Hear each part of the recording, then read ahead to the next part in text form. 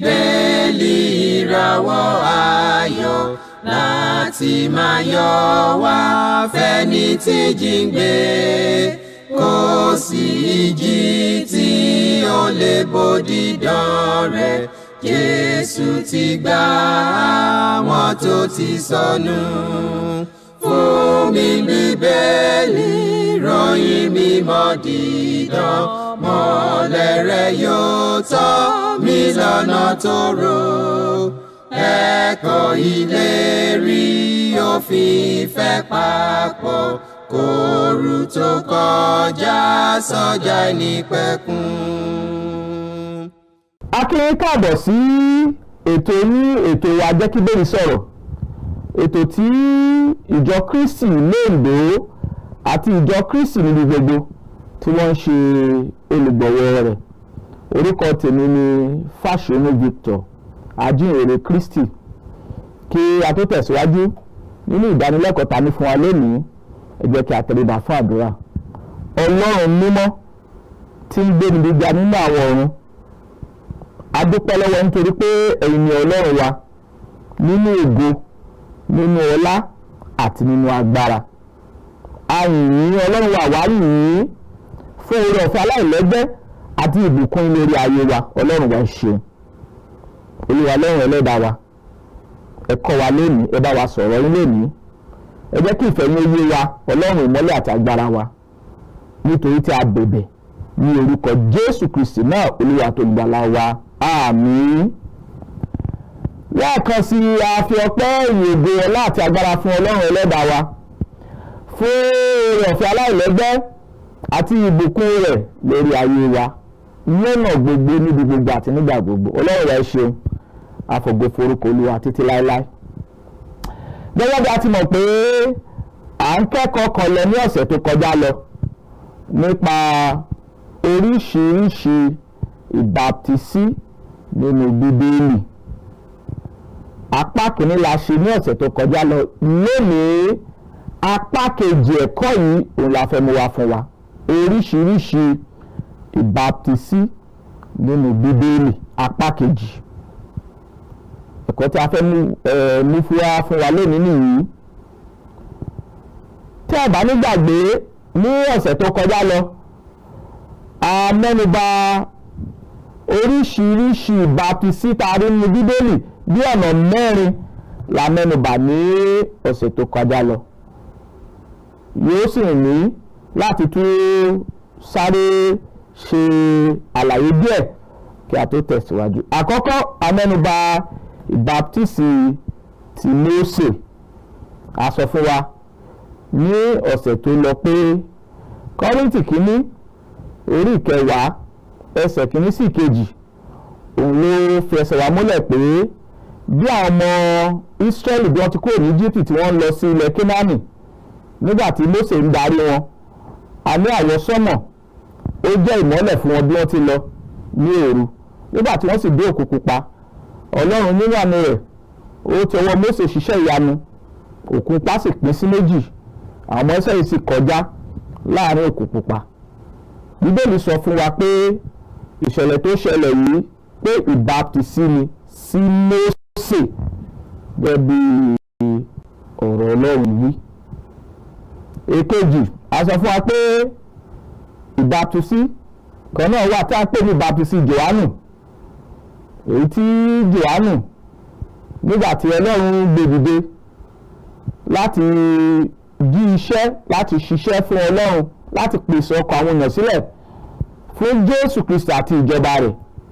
Nínú ìwé Máàkù orí 1 nígbà tá kéèsì ẹsẹ̀ 4 títí dé ẹsẹ̀ 8, Jòhánù ó ń baptísì àwọn ènìyàn, ó sì ń kọ́ wọn pé kí wọ́n ronúkúwàdà nítorí pé ìjọba Ọlọ́run kù sí bẹ̀bẹ̀, àti wípé baptísì Jòhánù ní àkókò náà ó wà fún ìmúkúrò ẹ̀ṣẹ̀ gẹ́gẹ́ bí ohun tá a rí nínú ìwé Máàkù orí 1 nígbà tá kéèsì ẹsẹ̀ 4, àti rí ìbáptísì kejì. Ìbáptísì kẹta a sọ̀rọ̀ nípa ìbáptísì ti Jésù fúnra rẹ̀, èyí tá a rí nínú ìwé Mátíù orí 3 nígbà tá kéèsì ẹsẹ̀ 13 sí 17, a rí kà níbẹ̀ pé Jòhánù ó baptisi Jésù Kristi. Kí ni ìdí tí Jésù Kristi fi ṣe ìbáptisí? Ṣé Jésù Kristi ṣe ìbáptisí fún ìmúkúrò ẹ̀ṣẹ̀? Rárá o.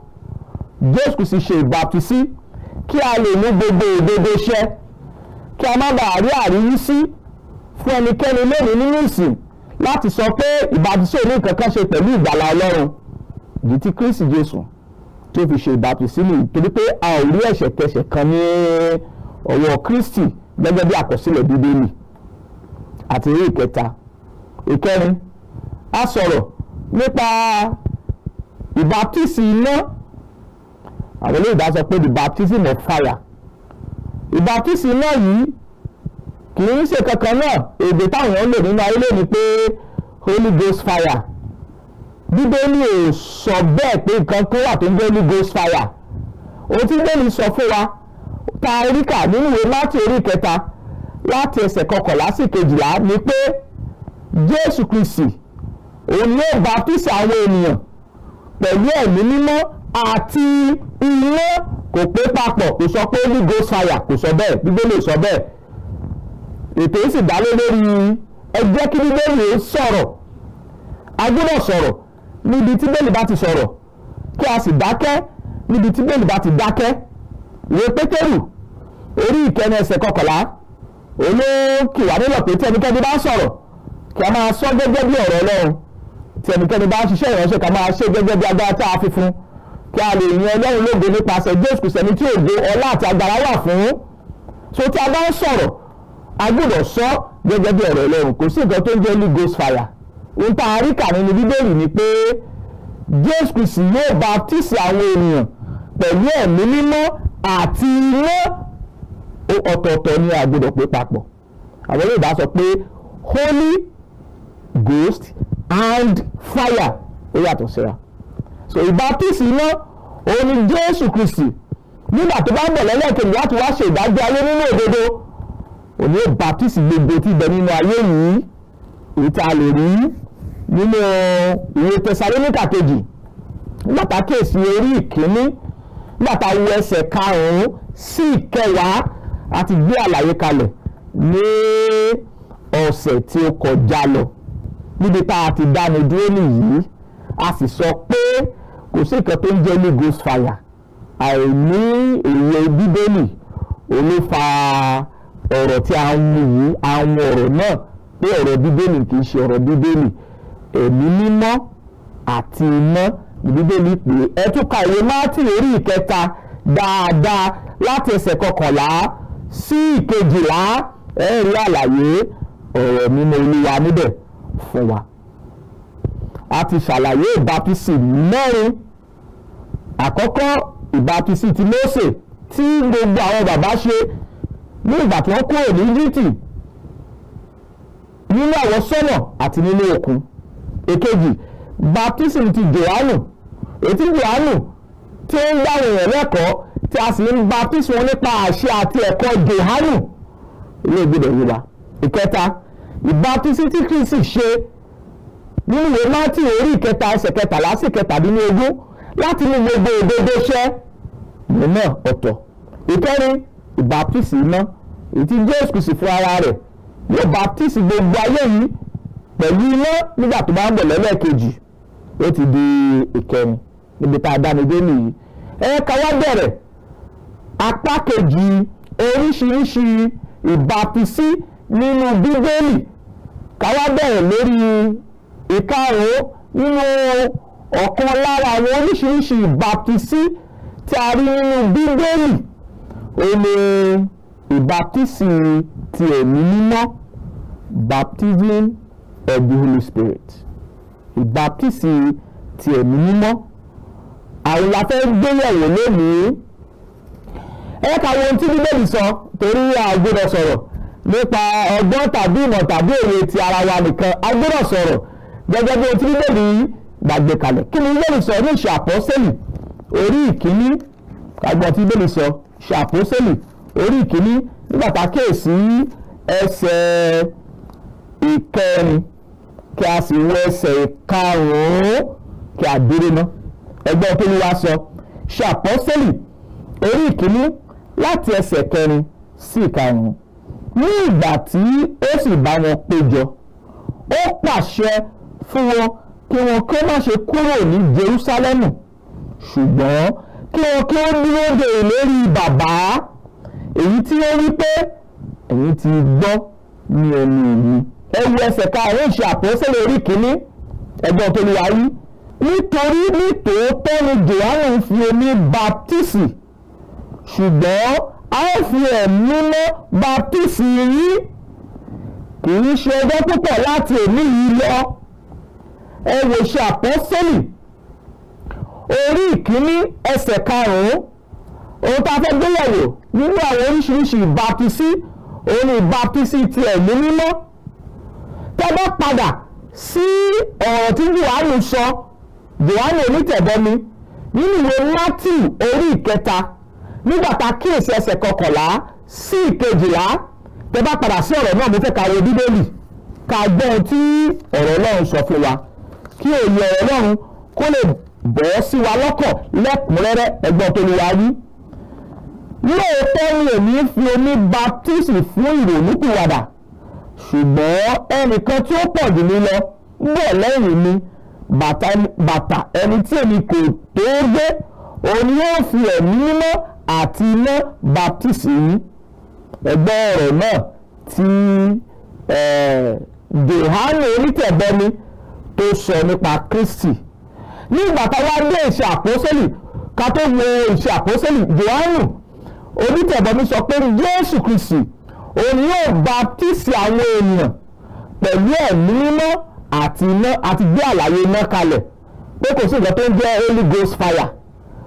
iná ọ̀tọ̀ ẹ̀mí mímọ́ ọ̀tọ̀ Jésù Kristi ló sì lágbára láti fi baptisi gbogbo àwọn ènìyàn òye ìgbìdọ̀ yé wa. ẹ̀ka wá gbé àlàyé kalẹ̀ nípa ìbaptisi ẹ̀mí mọ́ gẹ́gẹ́ bí ẹ̀kọ́ ọ̀rọ̀ Ọlọ́run. Jésù nìkan ni a rí kà pé ó lágbára láti baptisi àwọn ènìyàn nípasẹ̀ ẹ̀mí mímọ́. so ìyẹn là ń gbéyàwó tí àwọn olóògbé pè ní baptism of the Holy Spirit. ẹ wo Ìṣe Àpọ́sítélì orí kìíní ẹsẹ̀ karùn-ún. ní ìgbà tí Jésù Kristi jíǹde kúrò nínú òkú ká tó gbà padà sí ọ̀dọ̀ bàbá ó bá àwọn ọmọ ẹ̀yìn ẹ̀ péjọ ní Ìṣe Àpọ́sítélì orí ìkíní ẹsẹ̀ kẹrin. ó sì ń fi ń dá wọn lójú pé ìlérí tí bàbá lóun yóò ṣe èyí tí ẹ ti gbọ́ ní ẹnu mi níbẹ̀ ní ká ẹdún ní Jerúsálẹ́mù níbẹ̀ lọ́wọ́ ti gba agbára náà. ó wá tún fi ń dá wọn lójú pé Ìṣe Àpọ́sítélì orí ìkíní ẹsẹ̀ karùn-ún ó fi dá wọn lójú pé lóòótọ́ gẹ́gẹ́ bí tí Jòhánù sọ pé òun baptisi fún ìrònúpìwàdà ṣùgbọ́n òun yóò Kristi yóò baptisi àwọn ènìyàn pẹ̀lú ẹ̀mí mímọ́. ó wá sọ fún ọ pé ọjọ́ náà ò ní pẹ́. ẹ̀rọ ẹsẹ̀ rẹ̀ náà ẹ̀rọ ẹsẹ̀ rẹ̀ Ọlọ́run lẹ́ẹ̀kan sí.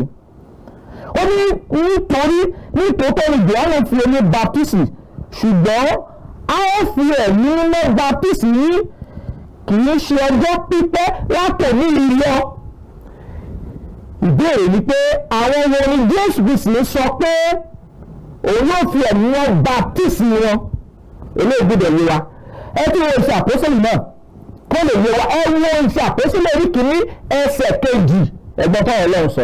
ó ní títí tó fi di ọjọ́ tí a gbà á lọ sókè lẹ́yìn tí ó ti pa ẹ̀mí mímọ́ pàṣẹ fún àwọn àpọ́stélì tí ó yàn àwọn ẹni tí ó farahàn fún láàyè lẹ́yìn ìjìyà rẹ̀ nípa ẹ̀rí púpọ̀ tó dájú ẹni tí a rí lọ́dọ̀ wọn ní ogójì ọjọ́ tí ó sọ ohun tí ń ṣe ti ìjọba Ọlọ́run. èyí tá a rí nínú ẹsẹ̀ méjì ni pé ó pàṣẹ fún àwọn àpọ́stélì rẹ̀ pé kí wọ́n dúró sí Jerúsálẹ́mù pé níbẹ̀ ni wọ́n ti gba ẹ̀mí mímọ́ láti baptisi wọn nípa ẹ̀mí mímọ́. ọjọ́ náà sí àkẹ́ tó gba Kristi lọ sókè kò pẹ́ gẹ́gẹ́ bí ọ̀rọ̀ tó sọ ní ẹsẹ̀ karùn-ún. so ohun tá à ń gbé yẹ̀wò ni pé ìbaptisi ẹ̀mí mímọ́.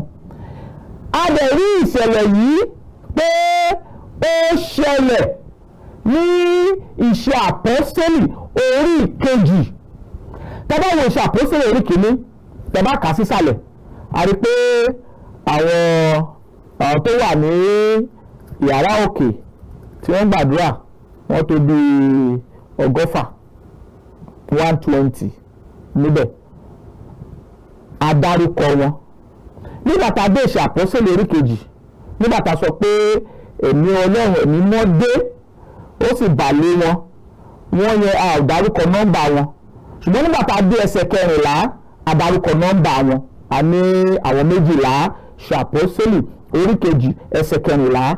Iṣẹ́ Àpọ́sítélì orí kejì ẹsẹ̀ 14 fi ẹsẹ̀ wa múlẹ̀ pé àwọn 12 tí ń ṣe àwọn àpọ́sítélì Jésù Kristi ni a baptisi látọwọ́ ẹ̀mí mọ́ wá. Ilé gbọ́dọ̀ yé wa, ilé gbọ́dọ̀ yé wa dáadáa. Kì í ṣe àwọn ọgọ́fà la baptisi látọwọ́ ẹ̀mí mọ́ wá, kì í ṣe àwọn ọgọ́fà.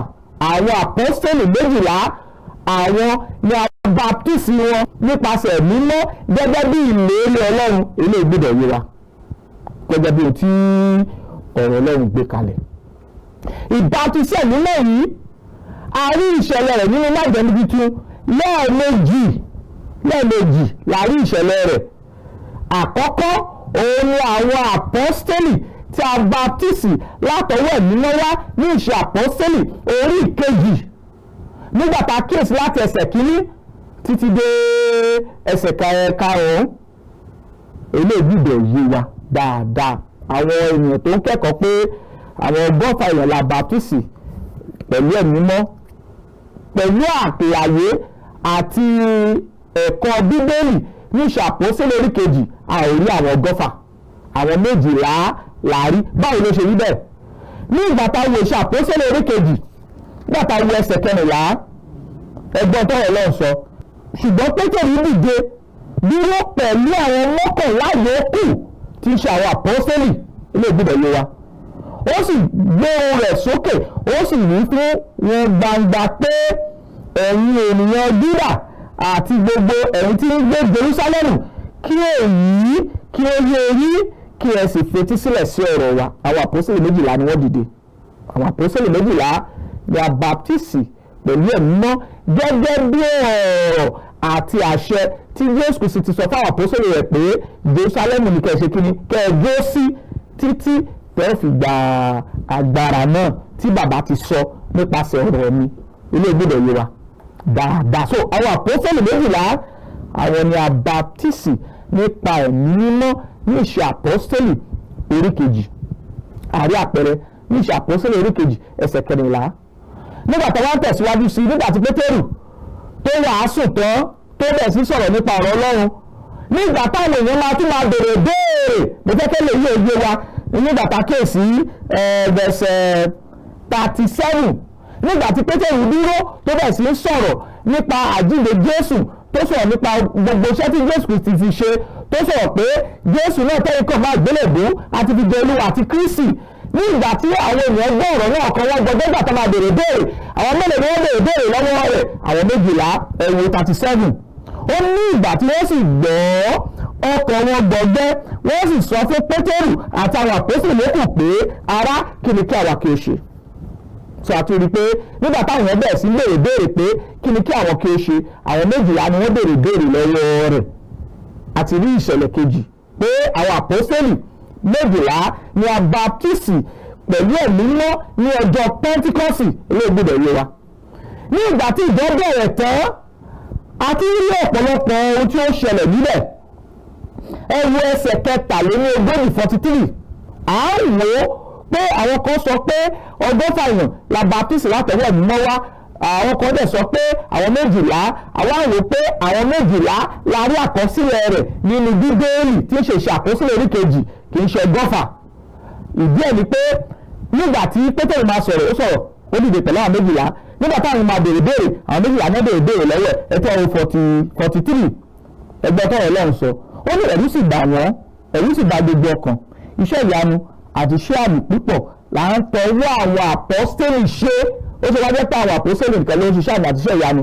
Tó bá jẹ́ pé ẹ̀mí náà yóò bà lé gbogbo àwọn ọgọ́fà èèyàn, ó ṣe wá jẹ́ pé àwọn àpọ́sítélì nìkan ni wọ́n ṣiṣẹ́ àmì àti iṣẹ́ ìyanu, nítorí pé àwọn ni ẹ̀mí wọ̀nyí, àwọn ni a baptisi látọwọ́ ẹ̀mí mọ́ wá. Ilé gbọ́dọ̀ yé wa. Wọ́n sì fi ní ewé èdè sọ̀rọ̀, iṣẹ́ àmì àti iṣẹ́ ìyanu ó dẹ̀ ń tọ owó àwọn àpọ́sítélì ṣẹlẹ̀. gbogbo àwọn tó ti gbàgbọ́ lákòókò náà wọ́n sì ń lò wọ́n, ẹ̀rù sì ń bà wọ́n bí Ọlọ́run ti tọ ọwọ́ àwọn àpọ́sẹ̀lì ṣiṣẹ́. Eléyìí gbọ́dọ̀ yé wa. Ẹ̀kọ́ ọ̀rọ̀ Ọlọ́run ni pé àwọn àpọ́sẹ̀lì 12 àwọn la kọ́kọ́ baptisi látọwọ́ ẹ̀mí mímọ́ wá. Eléyìí gbọ́dọ̀ yé wa. Èyí tí gẹ́gẹ́ bí ìlérí tí Kristi ti ṣe pé a ó baptisi wọn látọwọ́ ẹ̀mí mímọ́ wá ní Iṣẹ́ Àpọ́sẹ̀lì orí 1 nígbà tí a kíyèsí ẹsẹ̀ 5 àkọ́kọ́ nìyẹn. Èkejì, torí ìbátísí ẹ̀mí mímọ́ ìṣẹ̀lẹ̀ rẹ̀ ó ṣẹlẹ̀ lẹ́ẹ̀mejì nínú májẹ̀mú tuntun. Níbi méjì ló ti ṣẹlẹ̀ nínú májẹ̀mú tuntun. Ibi àkọ́kọ́ ní ọjọ́ Pẹ́ńtíkọ́sì. Ibi èkejì òun ni ilé Kọ̀nẹ́líù ní Iṣẹ́ Àpọ́sítélì orí 10. Mo fẹ́ ka ku ẹsẹ̀ Bíbélì yìí. Iṣẹ́ Àpọ́sítélì orí 10. Iṣẹ́ Àpọ́sítélì orí 10 nínú ilé Kọ̀nẹ́líù ní ìṣẹ̀lẹ̀ yìí ti ṣẹlẹ̀ lẹ́ẹ̀kejì. Ilé gbọ́dọ̀ yé wa dáadáa. Ẹ wo Iṣẹ́ Àpọ́sítélì orí 10, ẹ wo ẹsẹ̀ 44 44 kẹgbọ́n tí ọ̀rọ̀ Ọlọ́run sọ. Ó ní bí Pétérù ti ń sọ ọ̀rọ̀ yìí ní ẹnu, ẹ̀mí wọ́n wà lé gbogbo àwọn tó gbọ́ ọ̀rọ̀ náà. Ẹ̀mí sì ya àwọn onígbàgbọ́ tí ìkọlà.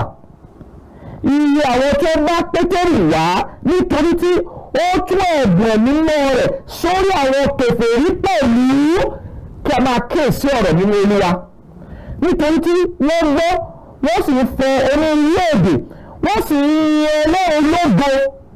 Ní ìgbà náà ni Pétérù dáhùn wípé ẹnikẹ́ni á lè ṣòfin omi kí a má baptisi àwọn wọ̀nyí tí wọ́n ti gba ẹ̀mí bí àwa.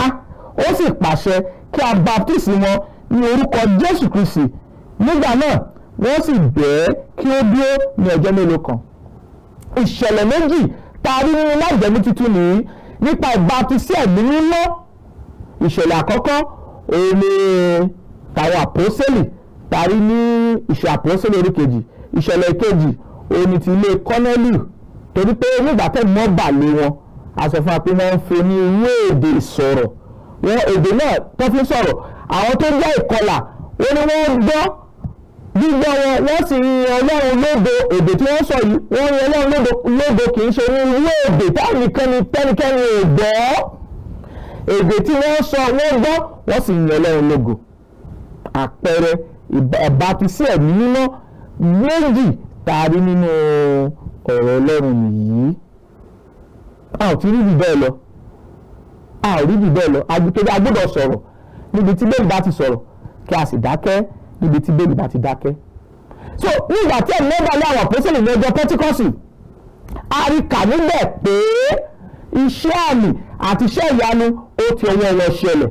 Wọ́n fọ ní irú èdè, wọ́n sọ ní irú èdè tí wọ́n sì sọ. Gbogbo àwọn tó wà níbẹ̀ lọ́jọ́ náà wọ́n gbọ́ ohun tí wọ́n sọ.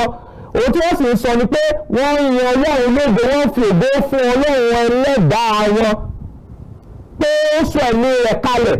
Wọ́n sì bẹ̀ sí ń fi ẹ̀mí yìí polongo ìyìnrere Jésù Kristi Olúwa wa. So èdè tí wọ́n sọ táwọn àpọ́sẹ̀lì sọ lọ́jọ́ Pẹ́ńtíkọ́sì, èdè tí gbogbo ènìyàn gbọ́ ni, kì í ṣe èdè tí ẹnikẹ́ni ò gbọ́ tí àwọn èèyàn ń ṣe lónìí. Eléyìí gbọ́dọ̀ yé wa. Àwọn àpọ́sẹ̀lì pàápàá ní ìgbà tá a baptisi wọn látọwọ́ ẹ̀mí wá tán, àwọn wọn lóore ọ̀fẹ́ láti gbọ́wọ́ lé ènìyàn lórí láti gba ẹ̀bùn ẹ̀mí mímọ́. Eléyìí gbọ́dọ̀ yé wa. Kókó ẹ̀kọ́ mìíràn ní fún ọjọ́ mìíràn a ti gbé ẹ̀kọ́ kalẹ̀ nípa bí ẹ̀mí mímọ́ ti ń ṣiṣẹ́ nínú iṣẹ́ ìsìn májẹ̀mú tuntun. A ti gbé ẹ̀kọ́ kalẹ̀ nípa eléyìí. Ṣùgbọ́n tá à ń sọ ni pé ìbátísí ẹ̀mí mímọ́ ó bà lé àwọn àpọ́sẹ̀lì ní ọjọ́ Pẹ́ńtíkọ́sì, ó sì bà lé ilé Kọ̀nẹ́líù. Ìdí tó fi bà lé ìdílé Kọ̀nẹ́líù ni pé láti fi hàn pé àwọn kèfèrí pàápàá a ti gbà wọ́n sínú oore ọ̀fẹ́ àti ìjọba Ọlọ́run. Eléyìí gbọ́dọ̀ yé wa dáadáa. A ti gbé ní bí ẹ̀mí náà ti ń ṣiṣẹ́ tí ń wọ inú ayé àwọn ènìyàn. A ti gbé kalẹ̀ gẹ́gẹ́ bí ẹ̀kọ́ tí ìfẹ́ Ọlọ́run tí ó sì yé wa dáadáa sí. So ìkarùn-ún ìbátísí ẹ̀mí mímọ́. Ìbátísí ẹ̀mí mímọ́ yìí ó bà lé àwọn àpọ́sẹ̀lì ní ọjọ́ Pẹ́ńtíkọ́sì ní Iṣẹ́ Àpọ́sẹ̀lì orí 2. Wọ́n sì fi ní irú èdè sọ̀rọ̀. wọ́n sì lè wàásù pẹ̀lú agbára Ọlọ́run àtẹ̀mí Ọlọ́run. Ẹgbẹ̀ẹ́dógún ọkàn sì gbàgbọ́ nípa ìrere tí wọ́n wàásù rẹ̀ ní ọjọ́ náà. Ìjọ Ọlọ́run ó sì bẹ̀rẹ̀. Èkejì, àìpé ẹ̀mí náà yí abaptisi Kọ́nélì àti ìdílé rẹ̀ ní ìṣàkóso orí kẹwàá láti fi hàn fún àwọn ìkọlà, láti fi hàn fáwọn Júù pé àwọn kèfèrí pàápàá àti gbà wọ́n sínú ìjọba Ọlọ́run. Ṣáájú àkókò yìí àwọn Júù wàásù, àwọn kírísítẹ́nì tó wà ní Jerúsálẹ́mù wọn wàásù fún àwọn kèfèrí, àwọn Júù ẹlẹgbẹ́ wọn wàásù káàkiri. Ṣùgbọ́n nígbà tí ìṣẹ̀lẹ̀ ti ṣẹlẹ̀ tá a ti gbà wọ́n kèfèrí sínú ìjọba Ọlọ́run làwọn bẹ̀ sí wàásù rere fún àwọn kèfèrí bákan náà. Ìṣẹ̀lẹ̀ méjì tá a rí ń gbé nìyí. So bí ènìyàn kan bá dé lónìí, ìbéèrè ni pé ǹjẹ́ ṣé a sì baptist wa nípa ẹ̀mí mọ́ bí? Rárá o. Mo sọ pé a gbé àlàyé kalẹ̀ síwájú sí i nípa bí Ọlọ́run ti tú ẹ̀mí rẹ̀ jáde, bí ẹ̀mí rẹ̀ ti jáde sára ènìyàn, a manifestation of the Holy Spirit, bí Ọlọ́run ti gbé ẹ̀mí rẹ̀ jáde sára àwọn èèyàn. A tún gbé àlàyé kalẹ̀ nípasẹ̀ rẹ̀. A ti sọ̀rọ̀ nípa ìkarùn-ún. Ìkẹfà ó ní ìbáptísí ní orúkọ Jésù Kristi. Ìkẹfà nínú oríṣiríṣi ìbáptísí nìyí. Ìbáptísí ní orúkọ Jésù Kristi. Ìbáptísí ní orúkọ Jésù Kristi ó ní ìbáptísí ní àṣẹ Jésù Kristi.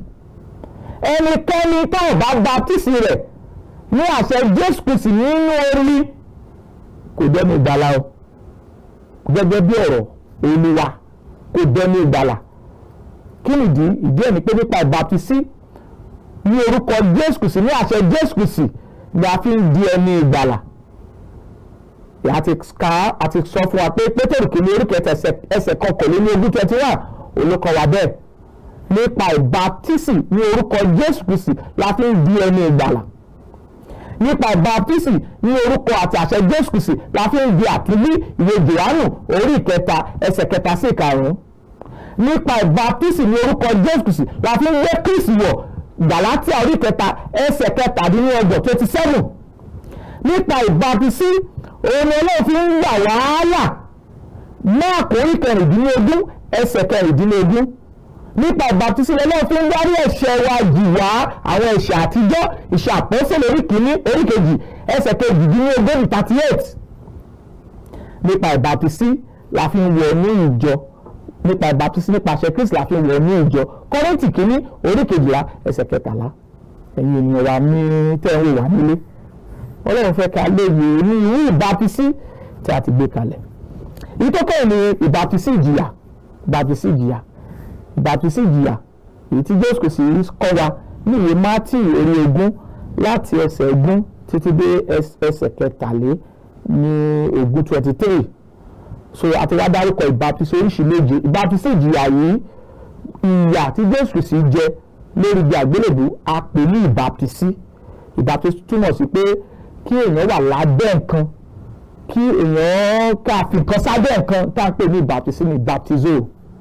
Ìjìyà tí Jésù Kristi jẹ a pè ní ìbáptísí. Àwọn àpọ́sítélì rẹ̀ náà ìjìyà tí wọ́n jẹ nítorí ìrere a pè ní ìbáptísí. Àwa náà tá bá jìyà kan nítorí ìrere Kristi, Ọlọ́run ní ká máa fògo fún Ọlọ́run nípa eléyìí. Èyí tí ìwé Pétérù kìíní orí 4 nígbà tá a kéèsì ẹsẹ̀ 13 kọ́ wa, ìjìyà náà ni ìbáptísí la pè é. Àdúrà wa sí Ọlọ́run àtìfẹ́ wa sí Ọlọ́run pé Ọlọ́run yóò fi òye rẹ̀ aláìlópin yóò fi hàn wá, yóò sì kọ́ wa ní ìfẹ́ rẹ̀. A fẹ́ kí ojúmọ́gbà àwọn tó wò wá kí wọ́n lọ sí ìjọ Kristi ní agbègbè yín. Ìjọ Kristi wà níbi gbogbo. Ẹ wá àdínrere òtítọ́ àti ẹ̀kọ́ ọ̀rọ̀ Ọlọ́run síwájú sí nínú ìjọ Kristi níbi tẹ́ ẹ bá wà. Olúwa yóò sì máa ràn wá lọ́wọ́ lórúkọ Jésù Kristi Olúwa wa. Àmín. Tẹ́ bá fẹ́ ìbéèrè tàbí ẹ̀bẹ̀ fún àdúrà, àwọn nọ́mbà tẹ́ ẹ pè wá sí nìyí 08057444902 tàbí 08065717023. A tún nọ́mbà náà pè fún wa 08057444902 tàbí 08065717023. Kí àlàáfíà àti wà láyé Ọlọ́run kí ó máa bá wa gbé lórúkọ Jésù Kristi Olúwa wa. Àmín. Fún mi ní Bíbélì rẹ. ìràwọ̀ ayọ̀ láti máa yọ wá fẹ́ni tí jíǹde. Kò sí ìjì tí ó lè bòdì dán rẹ̀. Jésù ti gbà àwọn tó ti sọnù. Fún mi Bíbélì, ròyìn mímọ́ dídán, mọ́lẹ̀ rẹ̀ yóò tọ́ mi lọ́nà tóóró. Ẹ̀kọ́ ìlérí òfin ìfẹ́ papọ̀, kóòrù tó kọjá sọ́jà ìnípẹ̀kun.